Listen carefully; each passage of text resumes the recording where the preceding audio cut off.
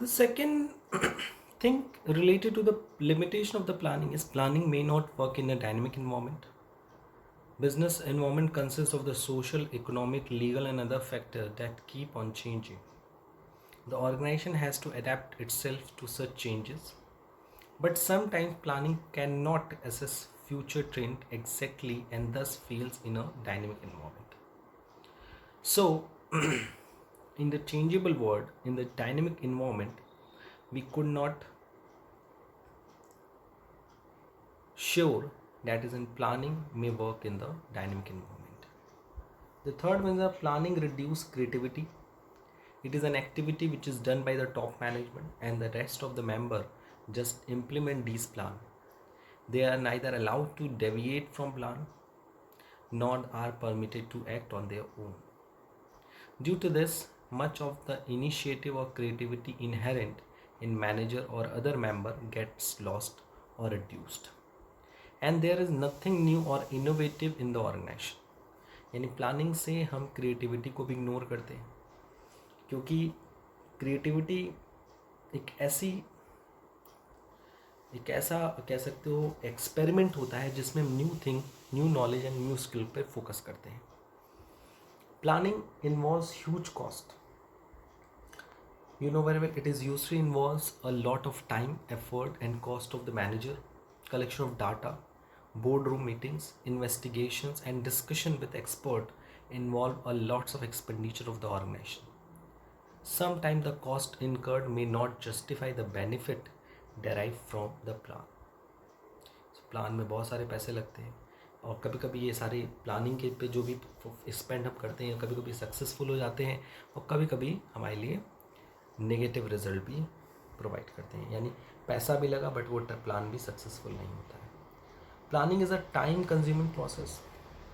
Sometimes plan to be drawn up to take so much of time and there is no much time left for their implementation. This leads to failure of planning. Planning की failure इस बात पे भी depend करती है कि planning एक बहुत ज़्यादा टाइम कंज्यूमिंग प्रोसेस है जिसके कारण टाइम पे प्लान इम्प्लीमेंट नहीं हो पाता है जिससे प्लान फेल हो जाता है. And plan does not guarantee success. Success of the planning rests on their implementation. Lack of proper implementation may lead to failure of planning. Even if a plan has worked earlier, it may not work again. अगर कोई plan पहले success हुआ है तो इस बात की कोई गारंटी नहीं है कि वो फिर से सक्सेस होगा ही होगा, क्योंकि फ्यूचर में जो चेंजेस हैं वो हमेशा होते रह रहे हैं. These are the internal limitation of the planning. Now we are talking about the external limitation of the planning. Internal limitation of planning को हम कहीं ना कहीं कंट्रोल कर सकते हैं या फिर उस पर कंट्रोल इस्टेब्लिश कर सकते हैं या उसके अकॉर्डिंग हम प्लान में जो लिमिटेशन उसको दूर कर सकते हैं. But internal limitation of the planning वो प्लानिंग होती है जिसपे हमारा पूरी तरह से कंट्रोल नहीं होता या कंट्रोल होता ही नहीं है. जैसे unforeseen events like floods, earthquake, political outlook towards industries and their intervention also affect the company's plan. Environmental changes in social, economic, legal and technological environment may affect forecasting and planning. And competitor strategies, change in strategy of the competitor may lead to failure of the planning. So you can see that चाहे हम अनफोर्स events की बात कर लें, political outlook की बात कर लें, इन्वायरमेंटल चेंज की बात कर लें, कॉम्पिटिटिव स्ट्रेटजी की बात कर लें, all these factor may affect the plan as a whole. तो अगर हम कोई प्लान बनाते हैं, कभी कभी ऐसे अनफोर्सिन इवेंट्स जैसे अगर आपने देखा कोविड-19 की जो सिचुएशंस चल रही है इंडिया में, उसके कई सारे लोगों की जो प्लानिंग है वो ख़राब हुई होगी. अगर हमने कोई प्लान बनाया अपने ऑर्गेनाइजेशन को लेकर, लेकिन पॉलिटिकल पार्टीज ऐसी आ गई जिसका बिजनेस को लेकर एक रिग्रेसिव नज़रिया है. इन्वामेंटल चेंजेस, लगातार इन्वामेंट में चेंज हो रहे हैं, कॉम्पिटिटर की स्ट्रेटजी ये लोग अपनी चेंज कर रहे हैं, तो उससे हमारी प्लानिंग वर्क नहीं कर पाता. So these are the external limitation of the planning. Okay, now we are moving to the next topic.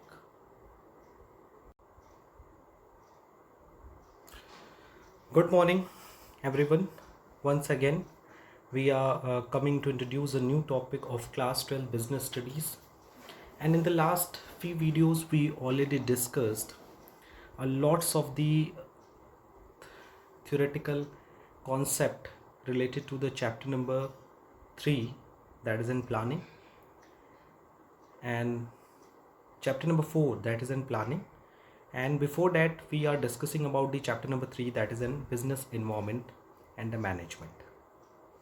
Basically, you know very well what is in business environment, and you can see that what are the factors and features of the business environment, what are the importance of the business environment, as well as we discuss about the dimension of the business environment, in which we discussed the forces and factor which influence the business environment as a whole.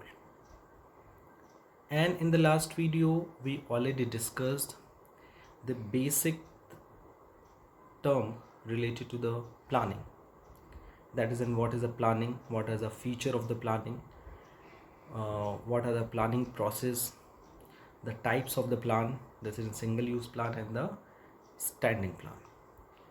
So in this video we discuss about the limitation of the planning. Thereafter we discuss the planning process, the difference between the standard planning and single use plan, as well as discuss the explanation of the different types of the plan, जिसे हम लोग short में 3 pros भी कहते हैं. So without creating a delay, let's we discuss the first topic of today's video, that is the limitation of planning.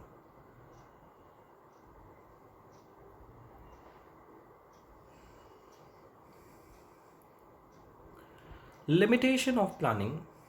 Planning has both internal and external limitation. Internal limitation of planning. Following are the internal limitation of the planning is planning leads to rigidity. Whereas planning may not work in dynamic environment. Planning reduces creativity. Planning involves huge cost. Planning is a time consuming process, and planning does not give guarantee success.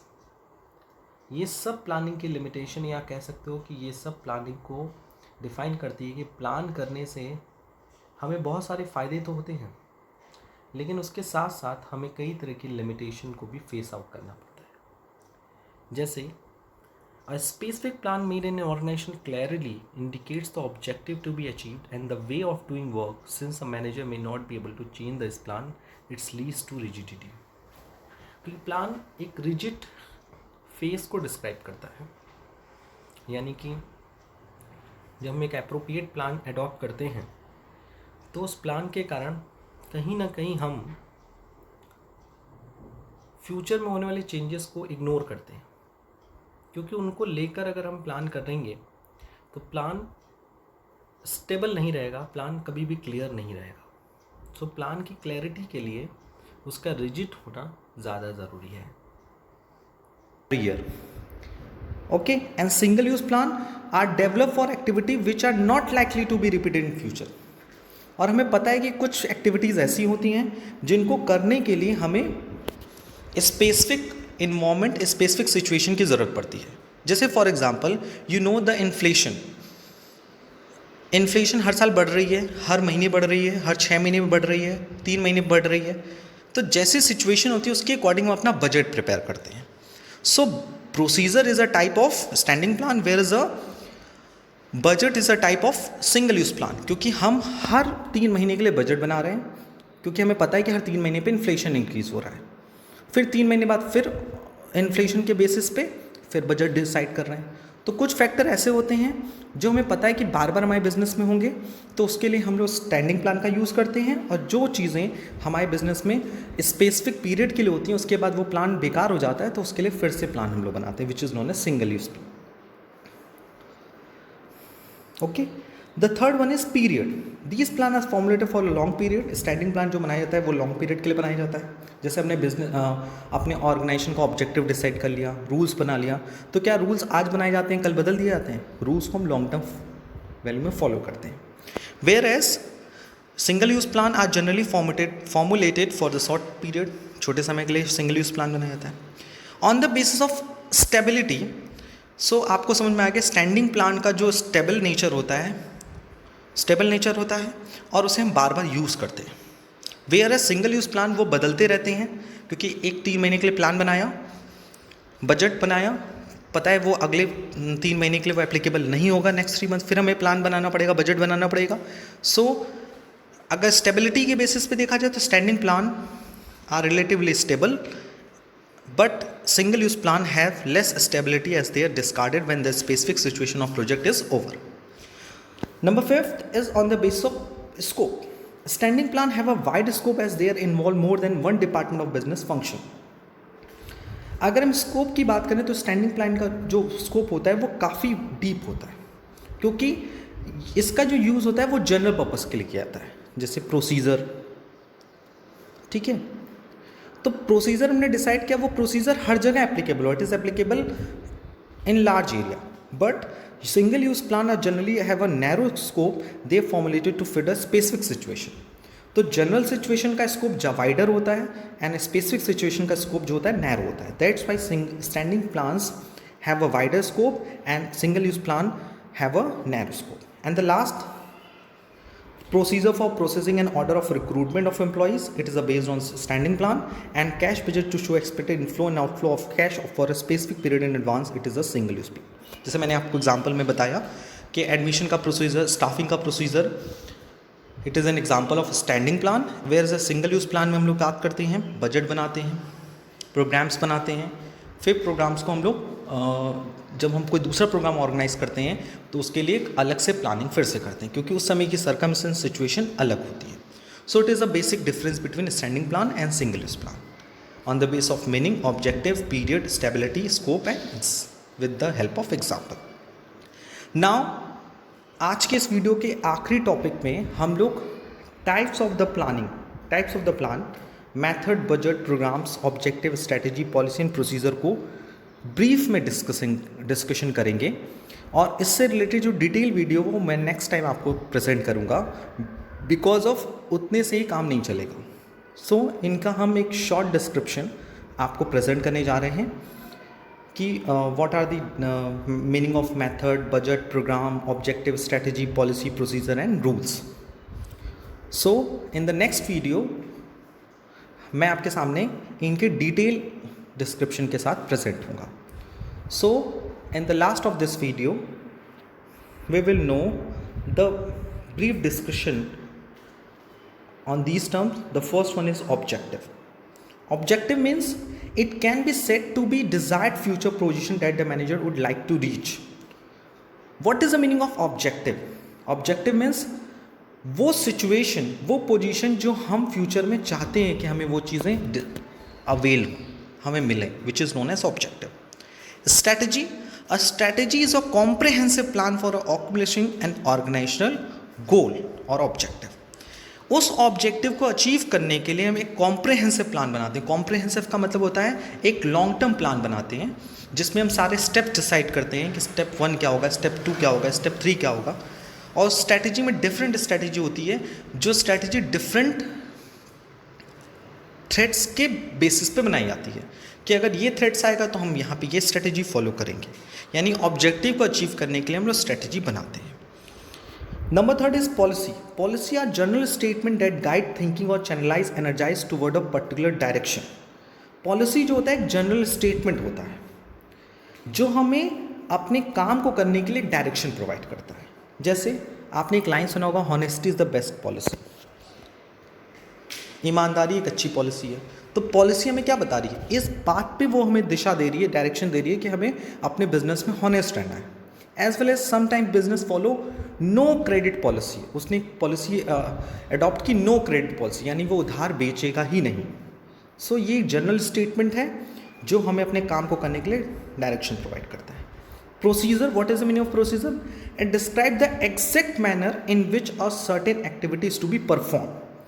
किसी activity को perform करने के लिए हमें एक systematic manner provide किया जाता है कि step 1 is this, step 2 is this, step 3 is this, like admission procedure, staffing procedure, Number 5th is a method.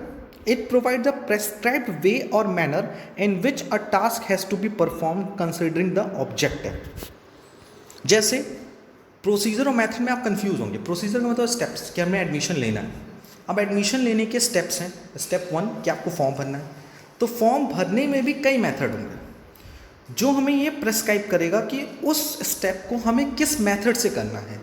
Online form भरना है कि ऑफलाइन फॉर्म भरना है. तो online and offline is a method, is example of the method whereas a form filling for the admission in the school. It is a step for the procedure. So procedure जो है step by step हमें guide करता है कि उस activity को कैसे perform करना है. वैसे मेथड ये बताता है कि पर्टिकुलर स्टेप को परफॉर्म करने के लिए हमें किस मैनर को यूज़ करना है. The next one is rules.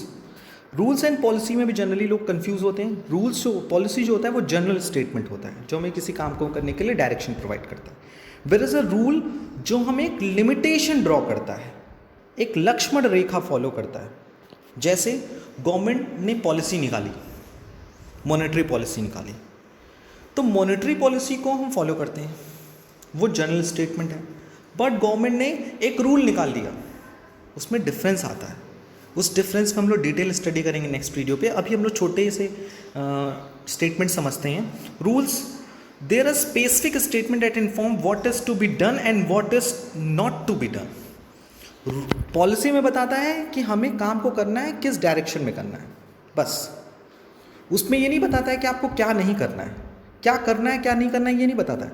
But आपको एक पॉलिसी डिसाइड कर दी जाती है, आप उस बेसिस पे आपको काम करिए नहीं करिए, it is depend on you. But rules strictly बताता है कि what is to be done and what is not to be done. एक स्पेसिफिक स्टेटमेंट जो बताता है हमें आप ऑर्गेनाइजेशन में क्या करना है क्या नहीं करना है. For example, no smoking policy in the organization premises के अंदर स्मोकिंग नहीं करना है. So it is a rules, और जो उसको वॉयलेट करता है वो प्रिंसिपल ऑफ डिसिप्लिन को फॉलो नहीं करता. Okay, so it is a rule. The next one is program. You know what is program. These are concrete action plan indicating how, when and by whom work is to be done. किसी काम को करने के लिए programme हमें ये guide करता है कि उस काम को कैसे, कब और कौन करेगा. एक एक्शन प्लान डिसाइड किया जाता है. And budget, it is a projection design to define the anticipated cost and result in numerical terms of single project. किसी भी सिंगल प्रोजेक्ट को इम्प्लीमेंट करने के लिए, परफॉर्म करने के लिए कितनी कॉस्ट लगेगी, उस कॉस्ट को डिज़ाइन करना कि वो पैसा कहाँ कहाँ खर्च होगा.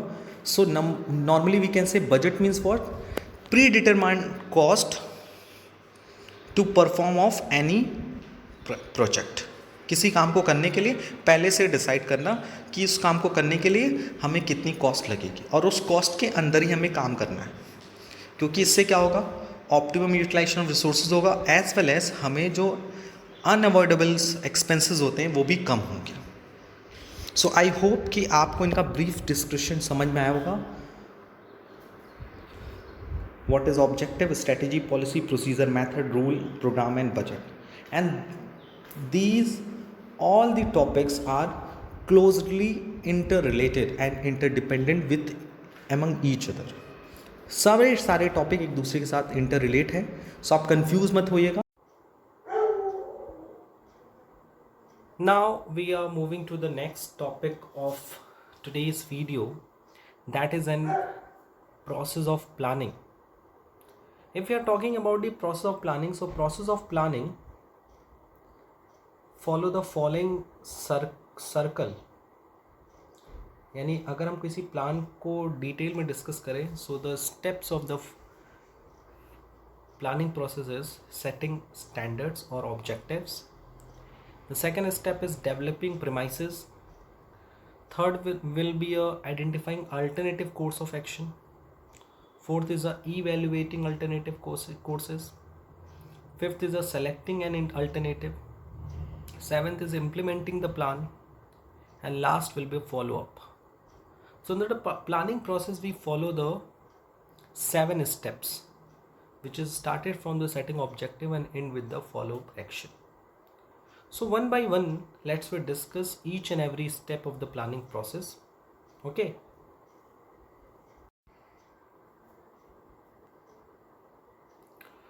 So the first step of the process of planning is setting objective. Every organization operates to achieve certain objectives. Objectives specify what the organization wants to achieve. Therefore, the first step in planning is to define and describe clearly the objective of the organization and each and every department or unit within the organization. Once decided, should be communicated to all the units and employees. And in the first step of the process of the planning, we decide the objective.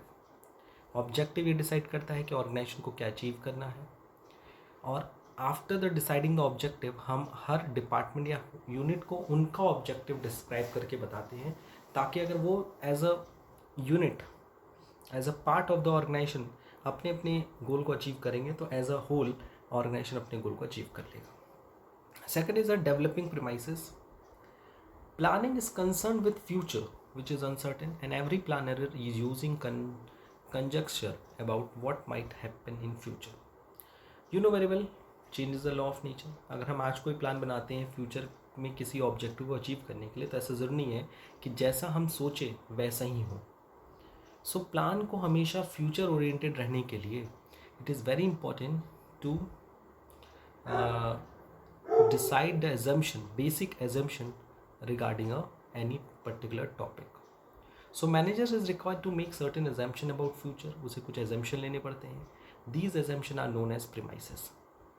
Premises are the base upon which plans are drawn. यानी कुछ premises ऐसे होते हैं जिनको हम सोचते हैं कि अगर ऐसा होगा तो हम अपने प्लान में ये ऑब्जेक्टिव लेके चलेंगे, या ये ऑब्जेक्टिव हमें अचीव करना है. फ्यूचर में अगर ऐसा होता है तो हम अपने प्लान को इस तरह से चेंज करेंगे. यानी प्लान को चेंजेबल बनाने के लिए या प्लान को थोड़ा सा फ्लेक्सिबल बनाने के लिए हम कुछ एजम्पशंस को लेकर मूव ऑन करते हैं. The third step of the planning process will be a identify alternative course of action. Once the objective and planning premises are established, it becomes necessary to discover the various course of action which may lead to use achieve the established objective. These alternative may be routine or innovative. यानी कि objective और planning premises decide करने के बाद ये सबसे important हो जाता है कि हम उस ऑब्जेक्टिव को अचीव करने के लिए डिफरेंट कोर्स ऑफ एक्शन या डिफरेंट अल्टरनेटिव डिस्कस करें, डेवलप करें कि हम एक ऑब्जेक्टिव को किस किस ऑप्शन से अचीव कर सकते हैं. ठीक है, यानी you know very well what is decision. when we have a lots of option and we can choose only one option.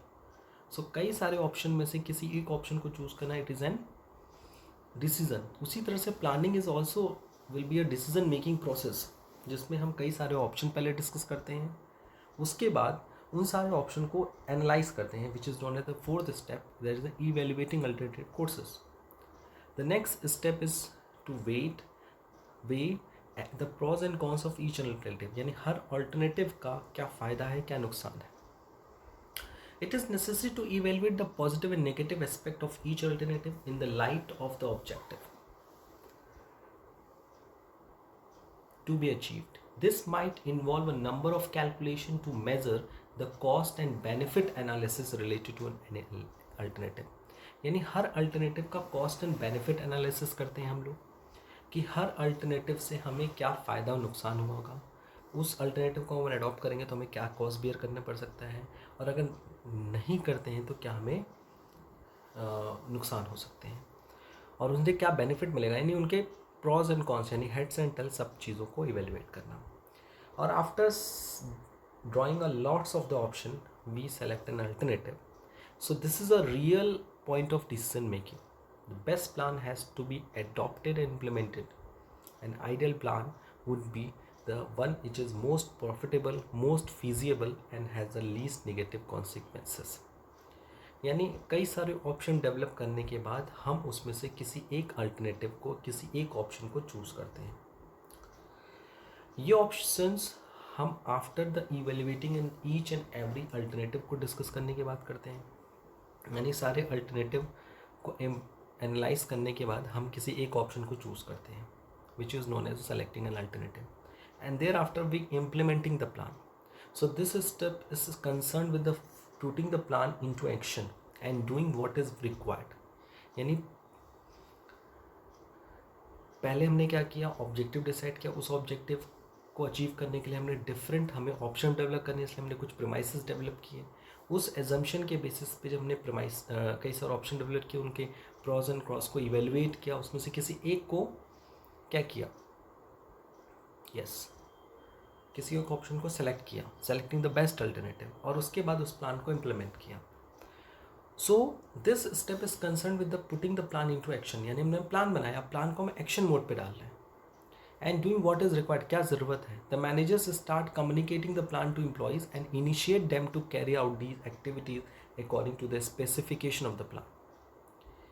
Okay, यानी प्लान को एक्शन में कंप्लीट करने का कौन सा स्टेप होता है, that is an implementing the plan. And last step of the planning process is follow up action. Follow up action is planning is a continuous process, so the manager keep on the following up the plan to see that activities are performed as per schedule or not.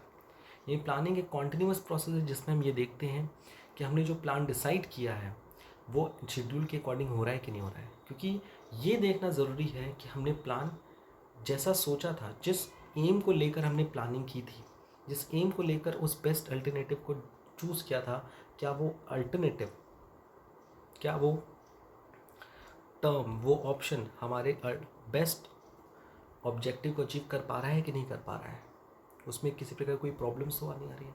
So monitoring the plan is important to ensure achievement of objective.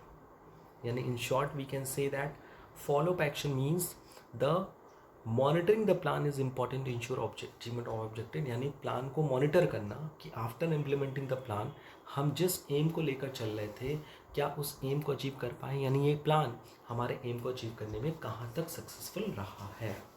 अगर उसमें कोई deficient है तो उसको हम लेकर भी follow up करते हैं. सो you can see that in the planning process we are discussing about the lots of things. Firstly, we're discussing about the setting objective को सेट करना,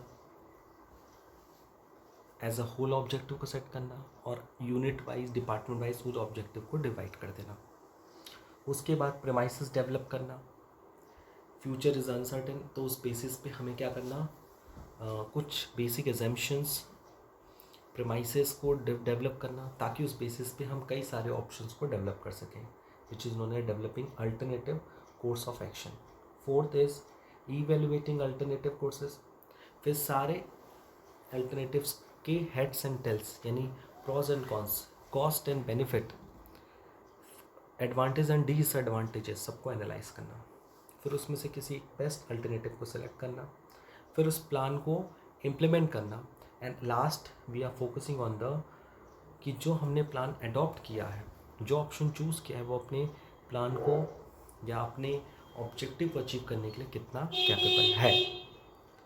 उसके बाद अगर हम लोग बात करें the circle of the planning process, so you can see that we follow the 7 step under the planning process: setting objective, developing premises, identifying alternative course of action, evaluating alternative courses, selecting an alternative, implement the plan and follow up action.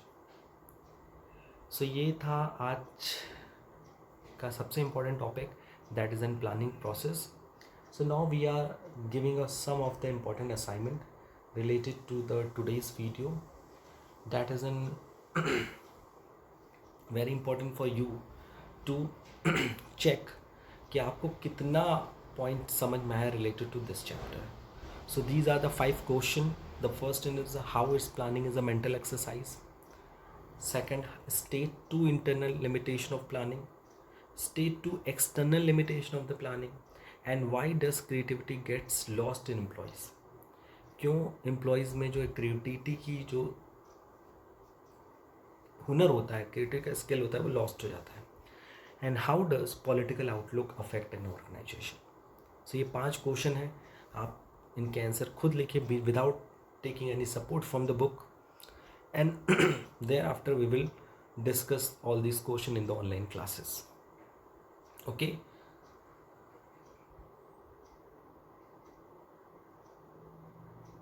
so in today's video we discuss the limitation of the planning, internal, external, the difference between the standard and single use plan, as well as the brief explanation about the different types of the plan, that is in three pros, that is in procedure, you know very well, procedure, okay, strategy, method, objective, ये कई सारे term हैं जो plan के synonyms में use होते हैं, but these are totally different. Okay, so in today's video we discussed a lot of the topic very easily. Apart from this, if you have any doubt or suggestion regarding this video, please ask me in the online classes as well as in the WhatsApp group. आज के लिए इतना ही. Thank you, take care and good night.